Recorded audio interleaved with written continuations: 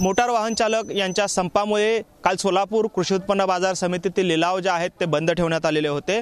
मात्र आज हे लिलाव जे आहेत ते सुरू झाल्याचं आपल्याला पाहायला मिळतंय आणि त्यामुळे मोठ्या प्रमाणात कांद्याची आवक जी आहे ती या ठिकाणी सोलापूर कृषी उत्पन्न बाजार समितीमध्ये झाल्याचं आपल्याला पाहायला मिळतंय। आपण पाहतोय जवळपास 800हून अधिक गाड्यांची आवक जी आहे ती सोलापूर कृषी उत्पन्न बाजार समितीमध्ये झाल्याचं आपल्याला पाहायला मिळतंय आणि त्यामुळे सोलापूर कृषी उत्पन्न बाजार समितीच्या या संपूर्ण आवारामध्ये आपण पाहतोय कांद्याची मोठ्या प्रमाणात आवक झालेली आहे आणि जिथवर नजर जाते तिथवर कांद्याचे ढीगच्या ढीग जे आहेत ते आपल्याला पाहायला मिळत आहेत। खरं तर मोठ्या प्रमाणात मोटार वाहन चालकांच्या संपामुळे समाजातल्या वेगवेगळ्या क्षेत्रामध्ये मोठा फटका जो आहे तो या ठिकाणी बसलेला होता आणि त्यानंतर आता हा संप जो आहे तो काल मागे घेण्यात आला।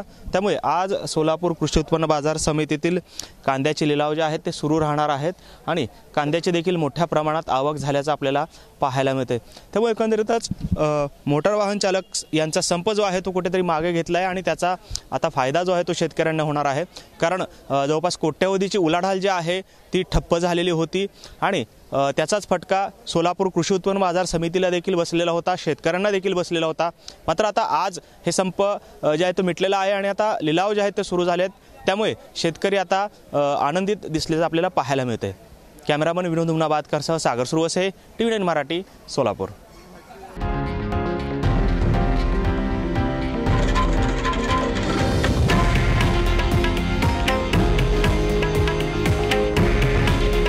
हे आहे देशातील नंबर 1 न्यूज नेटवर्क आणि आपण पाहत आहात TV9 मराठी।